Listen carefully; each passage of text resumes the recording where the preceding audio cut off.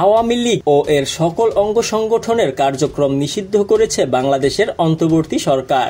আন্তর্জাতিক অপরাধ ট্রাইব্যুনালে আইসিটি চলমান বিচার কার্য শেষ না হওয়া পর্যন্ত এ নিষেধাজ্ঞা বলবৎ থাকবে।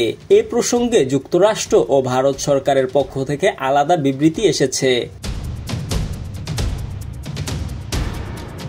গত সোমবার স্বরাষ্ট্র মন্ত্রণালয়ের প্রজ্ঞাপনে 2009 সালের সন্ত্রাস বিরোধী আইনের 18 এক ধারা ও সন্ত্রাস বিরোধী সংশোধন অধ্যাদেশ 2024 অধীনে এ নিষেধাজ্ঞা জারি করা হয়। প্রজ্ঞাপনে উল্লেখ করা হয়, জুলাই মাসে সংগঠিত মানবতা বিরোধী ঘটনায় দলটির সম্পৃক্ততার অভিযোগে আওয়ামী লীগের বিরুদ্ধে মামলা চলমান রয়েছে। এমত অবস্থায় দলীয় কোনো রাজনৈতিক কর্মসূচি বা প্রচারণা নিষিদ্ধ ঘোষণা করা হয়েছে। নিষেধাজ্ঞার পর নির্বাচন কমিশন ইসি দলটির নিবন্ধন স্থগিত করেছে।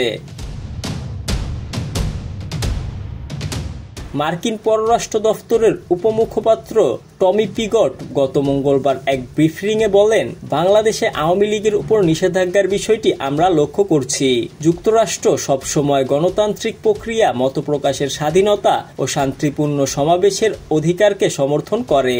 তিনি সকল দেশকে এসব মৌলিক অধিকার রক্ষার আহ্বান জানান। অন্যদিকে ভারত সরকার নিষেধাজ্ঞাকে উদ্বেগজনক বলে আখ্যায়িত করে।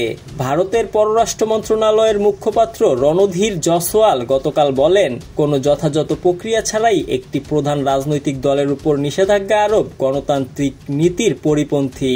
আমরা আশা করি বাংলাদেশে আইনের শাসন ও ন্যায় বিচার নিশ্চিত হবে।